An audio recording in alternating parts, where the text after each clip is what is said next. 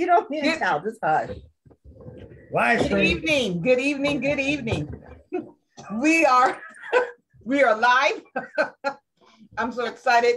This evening, I am Overseer Emma Alexander. I want to welcome you to Words for the Soul. We have Bishop Alexander joining us tonight, and I have some special guests. I tell you, I have some family on today, and I'm so excited for them to be on. Oh, she has family on today. We have family on, okay. Turn you off now. I got kicked to the curb, didn't realize it. So, just want to remind you that Words for the Soul, it comes to uplift, to encourage, to inspire you, to let you know that you're loved, chosen, forgiven, and God has a plan for your life. So as you're coming on, I ask you to like, tag, and share. Let someone know that we're coming on today. We have an awesome topic. We're going to be talking about it since this is the last day of October, and you know we've been honoring those who have been in breast cancer, but we want to also hear from the men that have walked with their women as they've gone through breast cancer. So starting out, I'm going to ask everyone to introduce themselves and ask you if you would share, how did you feel once you received that diagnosis? We'll hear from the wife and then the husband, or whoever wants to go first. So who would like to start out? I'll start there. Silent night, holy night. She want to. Okay. All right, Laverna. How did I feel? Introduce yourself first. I'm sorry. I'm Laverna Beasley. This is my husband, Coleman. And I was diagnosed with breast cancer in 2018. In October, actually, during breast cancer awareness month. And by the time I was made aware of it, I knew it. You know how you know stuff. Mm-hmm. I knew it, and so I wasn't surprised. I was a little bit scared, and I'm sad. Mm-hmm. So, what else? What other? Well, that's it for right now. We hear how did you feel? Shocked. Okay. Didn't know what to do. Need Okay. some answers. I just knew somebody who had answers, but I didn't know it until afterwards. Hey, Coleman, could you lower the camera down? I could barely see your top, your condom. There we go. There you go. There we go. Now we can see you. Got it now? Now I can see it. Yeah. Thank you. Yeah. Thank you. Thank you. All right. I'm going to ask John and Catherine if you introduce yourselves and just share, how did you feel once you heard that diagnosis? Catherine Hannon, my husband, John. I was caught off guard because we just had a baby 4 months ago. And so, yeah, I was definitely scared. It's like, wow. So it's just, just knew we just had a lot of people around saying, you need to go talk to the doctor and what you needed to do. And husband was there beside me, so I knew we were going to be okay. And that's what we did. All right. John? Yeah, I was shocked and overwhelmed and a bit out of control. It was 18 years ago, and yeah, we had a newborn and a lot of stuff going on, and this fell on us, just trying to figure everything out. Mm-hmm. All right, thank y'all for sharing. Bishop, how did you feel? Surprise. Because we had done the test, the biopsy, and they said the lump was non-cancerous. So we went into that morning for surgery and to remove the lump, so a lumpectomy. And it took some number of hours. It was supposed to be like 2 hours. And about 4 hours later, I still haven't heard anything, haven't seen anything. And they don't call them candy stripers. What they call them? The people that kind of do the volunteering and stuff, they used to wear the candy stripe, but I don't know what they call them now. And I asked your age. What was it? You showing your age saying candy striper. Oh man, really? You're gonna put me on blast on live? Okay. Anyway, I went back to one of the volunteers who went back in the back, and she said they still haven't had a new word. So now we go on about 4.5 hours, 5 hours, and I'm still not sure what's happening. And then the a nurse came and got me and put me in a room. There was a doctor and 2 nurses in one room, and it's a small room. And I've been in that room before with other people when they had bad news. So when I walked in there, I thought it was bad news, right? And the the doctor started saying something. I don't know what he was saying. All I know, my heart was beating real fast and real hard. And I said, wait a minute, doc, before you say anything else, is she living or is she dead? Right. And he said, she's living. I said, okay, now you talk. Because I was prepared for the worst. Yeah. And then he told me that when he went in to remove the lump, it looks suspicious for him. So he biopsied it again and he sent it up to the lab. So they were waiting on the lab report to come back. So when it came back, it was cancerous, right? So then he tells me when she comes out of, when she goes into recovery, we go down and tell her the news. When they put her in recovery and she started coming through, he's standing there, all of a sudden they whisk him off someplace, right? He's got an emergency someplace. So I'm standing there, she wakes up, she wants to know why the lump is still there. So I'm the one that actually told her that she had breast cancer. So I was surprised and mad because I was mad at the doctor. Yeah. So that was his job. So that's how I felt initially. All right. Yeah, go ahead. So when the doctor told me the lump that was in her breast was 5 centimeters. So if a baby's head is 10, this was pretty large lump. And so I was sitting there thinking, scratching my head. And so I'm a praying man. And it was there that I heard the Lord's voice told me that this was not unto death. Yeah. So we had numerous reports of all the bad reports. That's what helped me to go through an interview. Oh, all right. And as you go in, I just want to welcome Barbara, that's on Tara, Apollonia. Thank you for being on, Sonia. Y'all like, tag, and share. Thank you so much. Yes, Barbara, I agree. We need to hear the husband side. Yes. And that's the thing about it, because during this month of breast cancer in October, Catherine, we were talking before we got on, she's an 18-year survivor. I'm 18 years and Laverne is 3 years. Right there in the back, we have Barbara, who is a double breast cancer survivor. Ooh. She's on the line. And we have our journeys and we do the pink out and we do the runs, but just hearing the husbands as well, because you guys carry this load with you. And as I go into the next question I was sharing before we came online, my husband went to the place because, he's in ministry, he's the pastor of the church. And he was to the place where, I got to take care of my wife. I got to make sure I do my first ministry and all of that. So it's so important as men and as women, as we go through this journey, that we connect with people that can give us words of wisdom and insight on what we need to do. Yes. You said I went to the place. They didn't know what place I went to. What place? You said he went to the place. Oh, did I? Yeah. Did I say what place? What place? So let me tell you, I went to the place of resigning from my church. Oh, okay. Yeah. Okay. I see. I was ready. I came home once. I came home one Sunday, and she was home with one of the girls. I don't remember which one. And I'm here. I was in my feelings that day, and I'm saying, here I am preaching other people to be happy and all that good stuff. And my wife is at home, just had a chemo treatment. And I said, I made up my mind. That was the last Sunday I was going to preach in the church. I was going to resign and be the husband, full-time husband. And before I can send the letter, the Spirit of the Lord said, go speak to your bishop. So I called him up and made an appointment to speak to him that Monday. I think we spoke for about 3.5, maybe 4 hours before. And then I felt strengthened because I didn't have anybody to walk with me. That was a lonely journey. Yes, and and one of the interesting thing that my bishop, his wife had also been through breast cancer. So he knew the journey I was going through. And so we live and in living color, but we cried and snotted together. Mm-hmm. And then after I left the office, I felt stronger. But up until that point, I had nobody to turn to. And that's important, as you were saying. I heard Clement say he knew somebody had walked through it, so he went to that person. So my next question, through this journey, what strengths or aha moments have you gained from walking out the journey? Who would like to start? Yeah, I'll start because I'm a talker, so I don't want to take that long. Okay.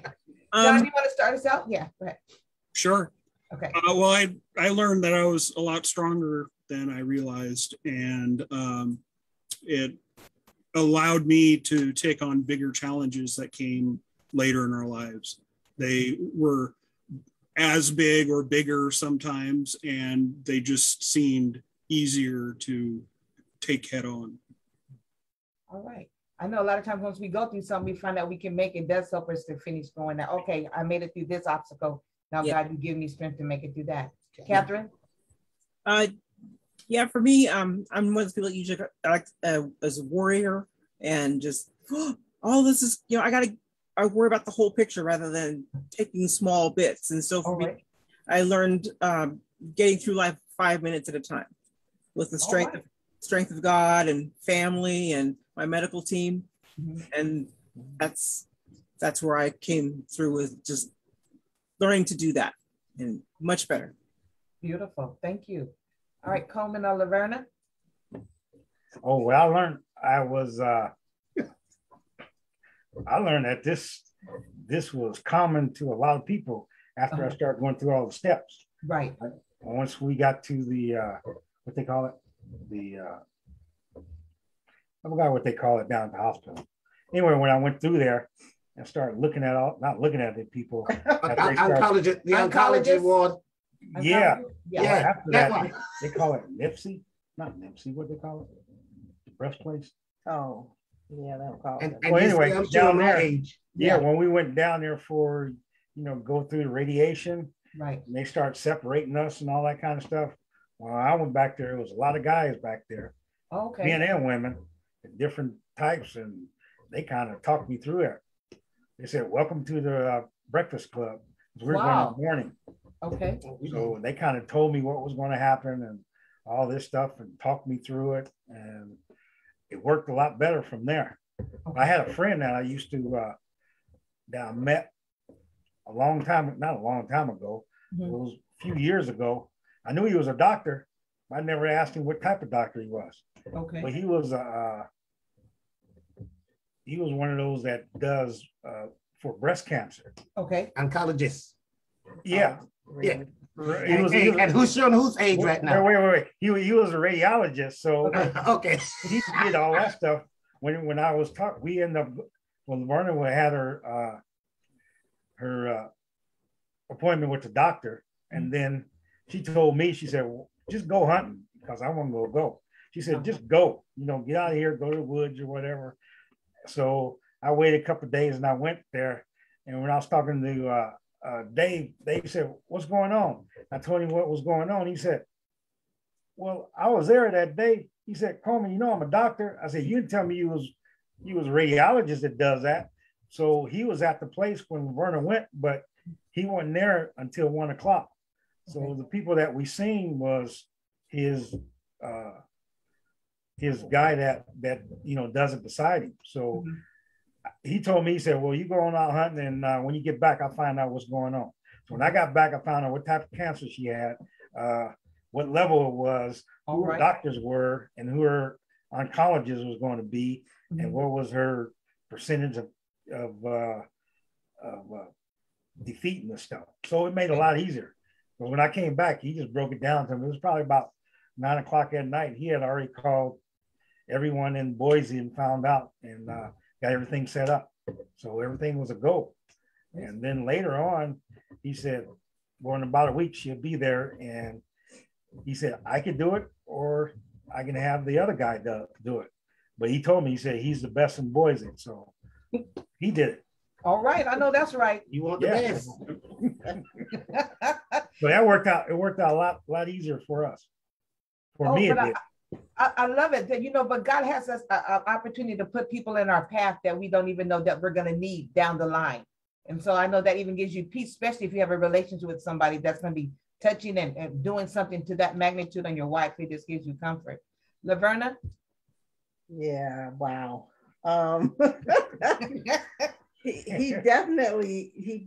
definitely did put him there in our path. And who knew that it was going to be like this? But Coleman is generally between the two of us, I'm the talker, he's not the talker.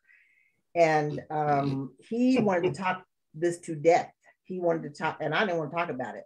I had, how many weeks before? I think it was 4 weeks before I had just had back surgery. And I was done with the doctors, and I was done being in the hospital. I didn't want to talk about it. I didn't want to tell my friends about it. I didn't want to talk about it. I didn't want to talk to him about it. I didn't want to talk about it. And so he kept, well, you should call, and you should ask, and you should do what? I said, call him up. Nope. He did. I didn't want to talk about it. I couldn't form the words to talk about it. And he had so many questions. And so it was perfect that he went hunting that weekend with this doctor who knew all the answers. And Coleman asked question after question after question because he came and told me what he learned. He came home and told me what he learned. And I was like, okay, all right. But I didn't, it was definitely a different experience for us because it just put me in a shell and it opened up his shell. He was talking to anybody he could talk to about it, and mostly to Dave because Dave had the answers that he wanted, and Coleman needed those answers. He needed them. So, yeah, I don't remember what the question I was supposed to be asking was. Got my elk that day too. You got an elk that day too. All right, Okay. now. Yeah. I had Dave help me pick it up. Since, Let me say this. yes, sure, you wasn't there, so I had to have Dave help me out. I went pre-hunting. We were scouting with Coleman 20 billion years ago.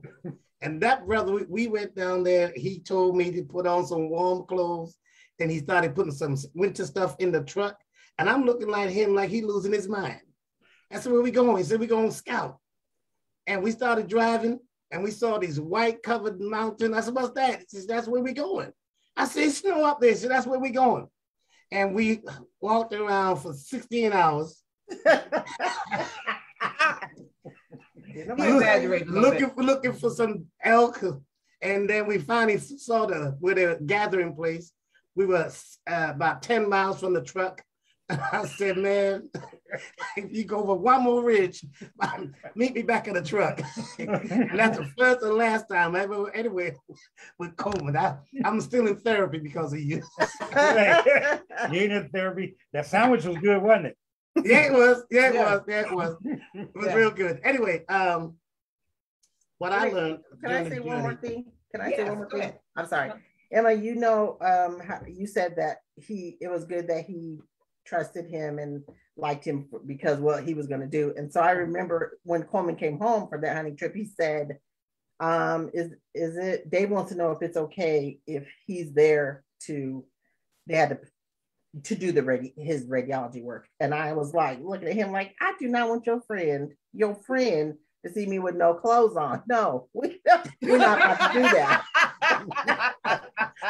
But by the time we got there, I was okay with it. I didn't even care. I just wanted somebody to do something and get it out. I just take it out. I want it out. So while we were in the room, Coleman was in there. He was placing some guide wires or something to guide them to the lumps. And Coleman was in there. And they were just having a fine conversation about the last time they went hunting. And all the nurses were looking like, what, do you guys know each other? It was very weird, but and reassuring in another way. Yeah. Beautiful. I think one of the lessons, I learned many lessons during this, but I think the one that was most surprising to me, now this is going to sound strange to you all, but I think that the most surprising lesson was we've really found out, well, maybe not for her, for me, that how loved we were. People were coming from all over. We had to start a roster because people wanted to bring food. I think for the first 6 months, we didn't cook. I mean, every single day, people was coming. And the reason we started the roster, sometimes 3 people will show up on the same day with food. I know I like to eat, but I don't eat that much. And so we had one lady who was in Dallas, who was a chef. She flew in from Dallas, rented a car, took over our kitchen, cooked us a 5-course meal, cleaned up the kitchen, and see a sayonara and was gone. And when you get that type of love coming at you, you just can't help but be amazed. But I did not really, truly, I didn't realize how much we meant to so many people. Okay, thank you. And that's the truth. You know, as you're going through things, you find out who's in your corner and you call. I called Catherine. Catherine called me when she was walking through it, and we shared how we were feeling. And if you have someone that you can call and you can share and be real, and that's the thing about it, when you're going through breast cancer, you need someone that you can be honest with, and knowing that they're still going to say, you know what, you can make this. It may be hard. Because sometimes when you're going through your chemo, you have your down days and you have your up days, or you may be in the throwing up in the toilet all the time, or you have that metal taste in your mouth. Yeah. But then someone said, lime lollipops are good because you talk to someone can share with you what helped them through their experience. So as we're talking today, and if there's some people that are watching today, and if you know someone that's going through breast cancer, share this page with them. Let them know they shouldn't have to walk alone. And also speak with that, let that husband know, and just encourage that husband just as well as you're encouraging the wife and the children, because the children go through as well. So thank y'all for that. Go ahead. I remember we had to tell the kids, because when we left that morning going to the hospital, we sent them off to school. They thought mama was just getting the lump removed. And when they came home, we had to tell them that it wasn't just a lump, it was cancer. Yeah. So we were very strategic in where we placed them and when we was going to tell them. Yeah. Yeah. And just being honest and open made a big difference. And just tell them that we're going to walk this together and we believe God. So with that we've been sharing, would y'all share some words of wisdom to those that are tuned in? I think who else came in? Did I see someone new come in? I think Sonia came on. Sonia came in. But for those who are on, thank you. They're going to share words of wisdom with you tonight. For those who are viewing, don't forget to like, tag, and share. So this can be a blessing to someone else that you know or you don't know as you shared someone be an opportunity to review this. So who wants to start off with our words of wisdom in our closing line tonight? I chose Coleman.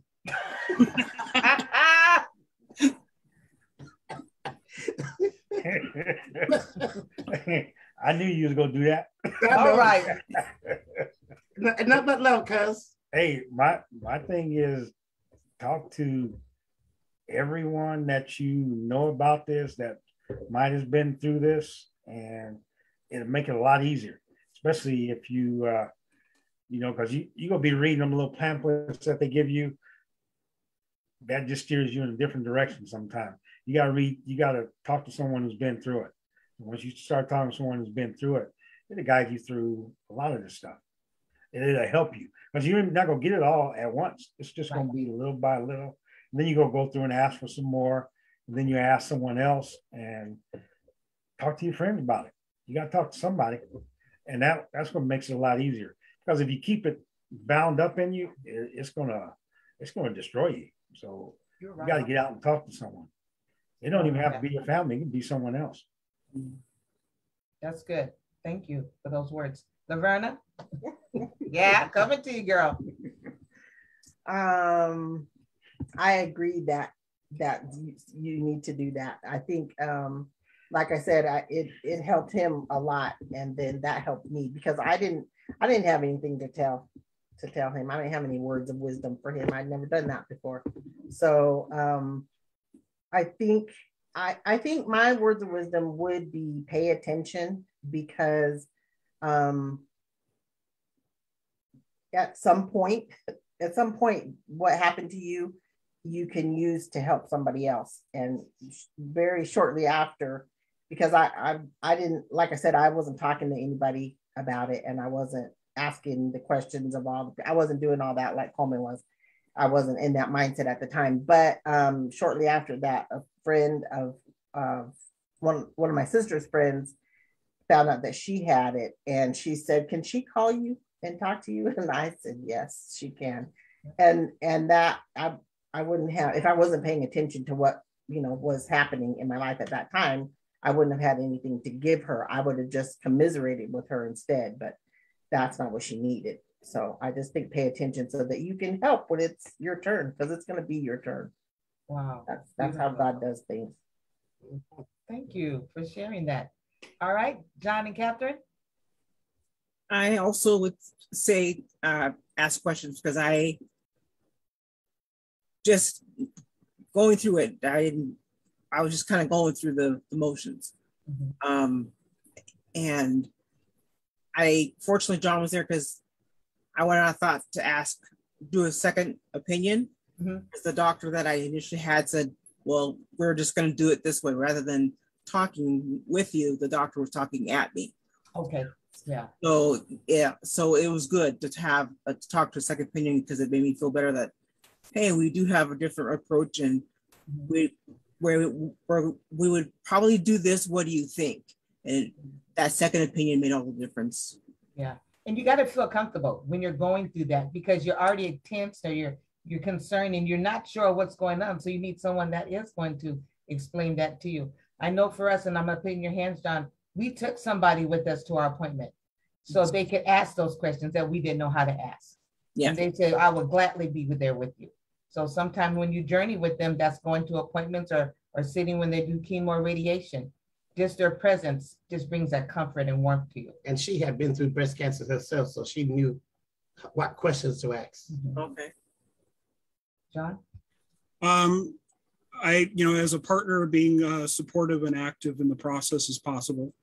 And like Kate was saying, I tried to take a role in the appointments as kind of the knowledge gatherer. So I take all the notes that I can. So they're going to go over her head because she's in the emotion and going through it.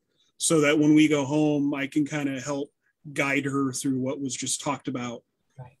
And I always tried to lift spirits anytime I could. It could be something small, like, just to get her out of the headspace of what's happening. That's awesome. And as men, you guys play a humongous role, because there's times that I recall being in that space, or your head space. And then my husband, he's a comic. I tell you, he'll try to make you laugh or something just to get you out from thinking about what was just done, or the report the doctor just said, oh, you're going to have to go do this now. Because he got to the point he was calling our doctor, Dr. Gloom and Doom, because he said, your appointments are complicated. You come for one thing, then they find something else, and then you got to go do this. Yeah. But we lived in the hospitals, test after test. Yeah. Yes. So I would say, for my words of wisdom to those who are watching, first of all, if you've not had your mammogram this year and you need to schedule it, mine is this week. Matter of fact, on Thursday. They open. Yeah. Schedule your mammogram. They say after 40, but you can have cancer before 40 in your breast. If you feel something that's not right, or you have leakage coming out, whatever that may be, as God lets you know about your body and you feel uncomfortable, or there's a pain there, go to your doctor. Go to your doctor. And there are places, I know in San Antonio, I'm sure in your city, if you don't have insurance, you don't have coverage, there are nonprofit organizations that will help you, women's wellness centers that would help you to give your mammograms and your checkups. So please go out and make sure that your body is well. That's what I would share, Bishop. I'd also like to interject real quick. Yes, please. Self-exams. Yes. Kate found her own lump in between her mammogram appointment. There you go. All right. At age 33. So yes, the pamphlets say 40. I had mine before I was 40. So It doesn't matter the age. If you feel that when you're doing that self-exam, a lot of times they say do it in the shower and you're doing that circular motion. If you feel something, please go out and check. Thank you for sharing that, John. It is important for husbands to do. Yes, because I did not find mine, because they told me I had a lumpy boobie. So I always felt like I had little things in my breast. Yeah. However, Trevor said, but this one is hard and it's growing. And he said, so I said, okay, let me see. And then he said, no, you know what? Give it one more week. And he said, no, this is not changing. And so he found mine. I didn't find mine. So yes, husbands, thank you. Thank God for husbands. That's all I got to say. Anyway, as a serious one in the family, I would say my words of wisdom and everything that I would add to whatever John and Coleman said. But for me, I find a lack of support for the men. There was so many support for the women, and rightly so. But I didn't have places other than my bishop, who had been through walked that journey before. I didn't find a lot of good printed materials. I started a journey several years ago to write the book on my journey. I wrote an article that got published, and about 10 things that I learned through this journey. And I started taking those 10 things and turning it into 10 chapters. And I was at chapter 9, and I lost my thumb drive, and I didn't back it up. And that kind of, I lost my zeal right there, because I didn't want to start right over. But I'm when I retire again, this next couple of years, I'm going to sit down, because I still have the article. And she encouraged me. She said, you know, he's gonna be better this time than the last time. Yeah. Anyway, so I'm gonna take the time to write the book, and I know the last chapter is, and maybe you're right, because the last chapter is gonna be written by my girls, their journey, what they were feeling, what they were going through. And I think it's good to hear the family perspective in that last page. So my words of wisdom is for the men, and you've already said this, find some support, because you can't handle it by yourself. Right. Yeah, because it gets overwhelming. Because as you see your wife, the one that you love, hurting, you hurt. And it's the same vice versa. If you see your husband hurting as a wife, we hurt. So it's something that we do together. So I thank y'all for saying yes, for being on Words for the Soul tonight. We are getting ready to close in prayer. Bishop, She looking at me. You want to? I see you like, stop being so funny. She looking at me. Okay. All right. When I close out in prayer, that's what Yes, you're saying. please. All right. Well, first of all, thank you to my family, since you own Our family. Our family now. Yes, there you go, It's our family. Thank you, family, for being on and taking the time to be here. You know, we do this every October, but breast cancer is not just October long. Right. It's all year long. And we have to find other ways to bring this type of discussion to the table. So we might be calling on you again, because November is focused on the family. Focus on the family month. So we might be calling on you to come do another panel discussion. And this is just a taste. I think what for me, what is missing for many of the conversation is the honesty about the journey. We don't have to be superficial, but we really got to get in so people can understand when you're going through what you're going to go through. It's not always pretty. Right. It was not always pretty. Right. Since he did a foreshadow, next Sunday on Word for the Soul, we will be talking about domestic violence and different things that people go through. So please tune in for next week as we share about that on our next. I'm going to be on there because she beats me up all the time. Don't even go there. My arm is blessed. Mine is too. Here's a word of wisdom. Don't watch movies when your wife is right-handed. Sit on the left hand. Yeah. Because I'd be like, woo! All right. Let me close out and pray. All right, let us pray. Father and gracious God, we thank you for the survivors that are on the line, those that have tuned in, and those that would tune in later on. We pray that something was said, something in our conversation that would encourage and uplift and inspire. God, this conversation came from our hearts, from our soul. And we came there because we walked this journey. Yeah. We understand the journey. And we all know that this journey is different for everybody. But we pray that something was said today that will help others to understand that they don't have to walk by themselves. Thank you. So we thank you for the honesty. We thank you for even the light moments of comic. God, we thank you because you were in the conversation. Yeah. We bless all the survivors that are here and those that will listen, and we celebrate them. This is the last day in the month of October of Breast Cancer Awareness Month. But we celebrate them all year long because we are thankful that they have been with us. Laverna 3 years, and Catherine has been 18 years, and Emma's been 18 years. What a wonderful testimony of your keeping power. And we thank you now in Jesus' name. Amen. Amen. So again, I say thank y'all for joining us for Word for the Soul. I am Overseer Emma Alexander, and we'll see you on next week. God bless. Thank you for inviting us. All right. Bye. Bye-bye.